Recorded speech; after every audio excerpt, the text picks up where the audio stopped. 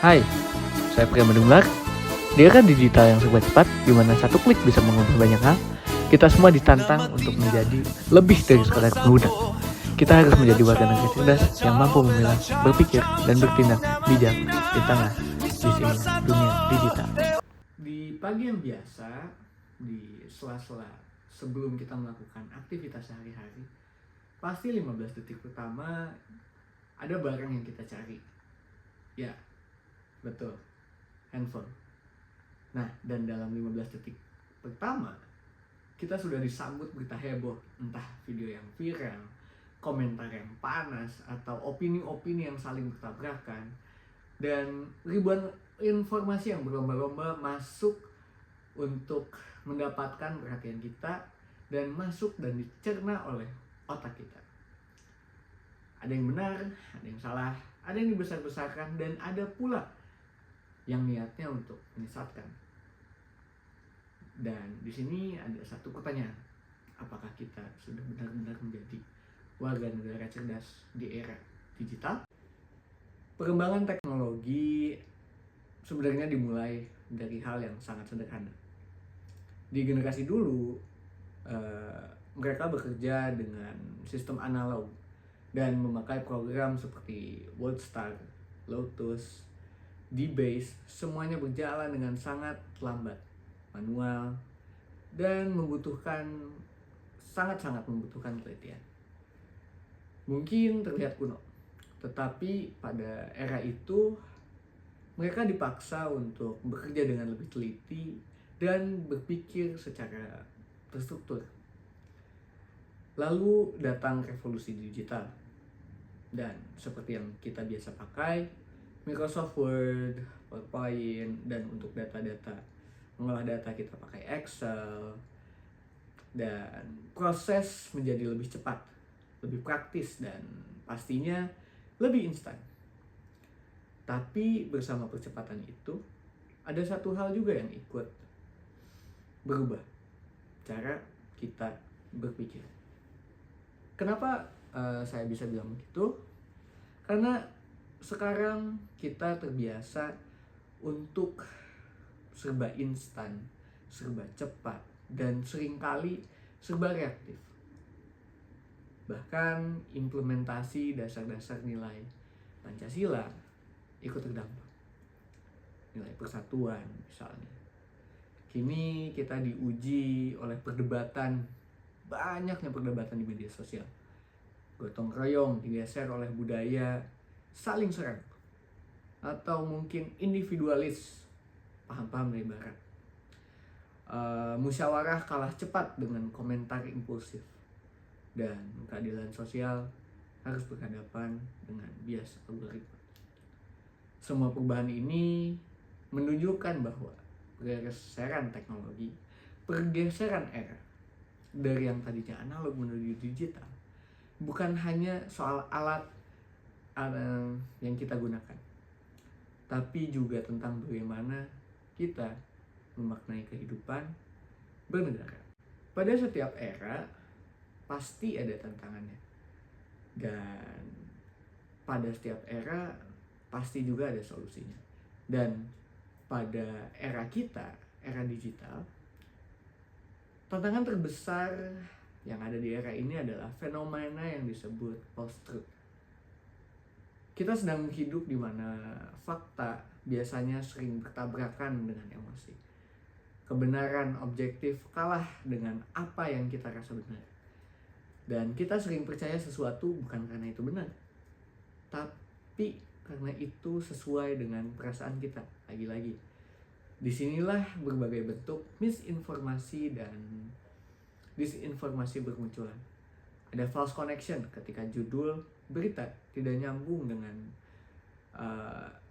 isinya, tapi kita tetap diklik karena ada clickbait di situ. Ada manipulated content yang dipotong-potong atau diedit sehingga mengubah maknanya.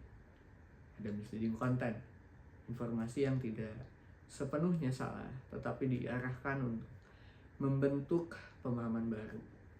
Dan yaitu ada sponsor content. Tapi di sini kalau sponsor content karena kita era digital, biasanya ini ada menguntungkannya, ada positif dan negatif sides-nya. Yang pasti berbasis pesanan.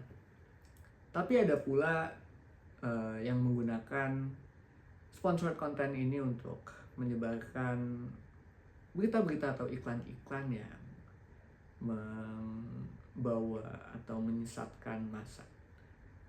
Ada false content, satir, parodi, hingga imposter content yang mengaku-ngaku sebagai lembaga resmi. Dan tentu saja propaganda yang sengaja didesain untuk mempengaruhi cara pikir kita memandang realita. Semua jenis informasi yang sudah saya jelaskan tadi saya bagi menjadi 3 hal atau 3 kategori besar. Yang pertama ada misinformation.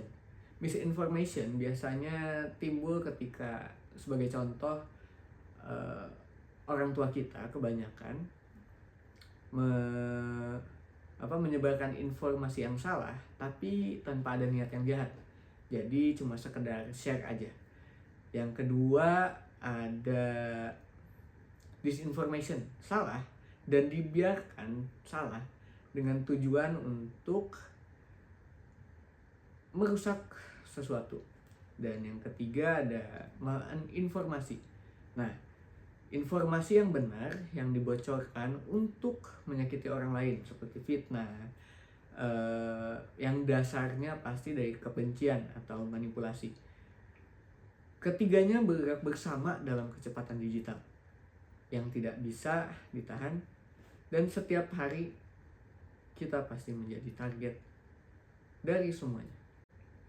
Selain tantangan-tantangan yang sudah saya bahas tadi di era digital, ada satu masalah yang mungkin lebih halus dan lebih kita tidak rasakan.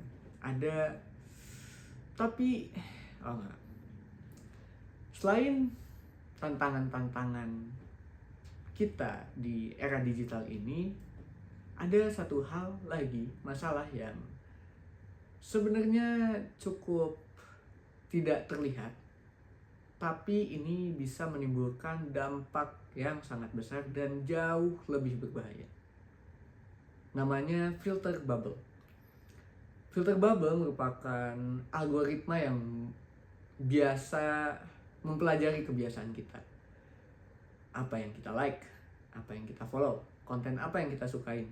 Dan dari situ platform mulai memberikan hanya informasi yang sesuai dengan pola pikir kita. Lalu pasti kita merasa pendapat kita yang paling benar. Karena itulah yang terus-menerus kita lihat, dan yang pasti itu terus yang kita olah informasinya. Kita hidup di gelembung yang tidak terlihat, tetapi membatasi cara kita melihat dunia. Akibatnya, kita cenderung menolak hal-hal yang berbeda dengan cara pandang kita. Semakin mudah terprovokasi dan sulit memaknai realitas secara utuh. Semua tantangan yang sudah saya bahas ini membuat lahir satu hal penting, civic wisdom. Civic wisdom adalah kearifan sebagai warga negara di era digital. Menjadi warga negara cerdas bukan sekedar bisa menggunakan teknologi, tapi mampu juga menggunakannya dengan bijak. Itu berarti tidak mudah percaya pada informasi pertama yang muncul, mau memeriksa sumber sebelum menyebarkan, memahami konteks, dan tidak terpancing emosi jika ada perdebatan di sosial media. Itu berarti tetap memegang nilai-nilai Pancasila sebagai kompas etika. Tidak menyerang tanpa alasan, tidak menghakimi tanpa data, dan tidak memperkeruh suasana hanya demi sensasi. Civic wisdom adalah kemampuan untuk tetap jernih dan untuk tetap mempunyai logika ketika ruang digital menjadi bising, dan tetap objektif ketika informasi semakin abu-abu. Pada akhirnya, kita tidak bisa menghentikan perkembangan teknologi. Internet tidak akan menjadi lebih lambat, algoritma tidak akan berhenti bekerja dan hoax tidak akan hilang sepenuhnya dari ruang lingkup media sosial. Tapi ada satu hal yang sepenuhnya berada di dalam kendali kita. Bagaimana kita memilih dan memilah untuk meresponsnya. Menjadi cerdas di era digital adalah keputusan. Keputusan untuk berpikir sebelum membagikan, keputusan untuk memeriksa sebelum percaya, dan keputusan untuk menahan diri sebelum bereaksi. Yang pasti harus ada cek data dan lain-lain. Keputusan untuk tetap waras di tengah dunia yang semakin cepat, semakin bising, dan semakin penuh distraksi. Pada video kali ini, saya ingin memberi kesimpulan dan menekankan bahwa Indonesia yang cerdas akan lahir dan akan terwujud jika warganya juga ikut cerdas. Baik di dunia nyata maupun di dunia ruang digital, terutama media sosial. Dan pada masa itu, masa depan berada di tangan kita, atau lebih tepatnya berada di jempol kita. Baik, itu yang bisa saya sampaikan. Dan sebagai calon-calon warga negara yang cerdas, mari kita lebih bisa memilih informasi mana yang bisa kita olah dan kita sebarkan, dan mana juga yang hoax atau misleading. Sekian dari saya, Priyambadu Gumelar dengan nomor pokok mahasiswa 025. Semoga video ini bermanfaat dan semoga kita menjadi warga negara yang cerdas di era digital.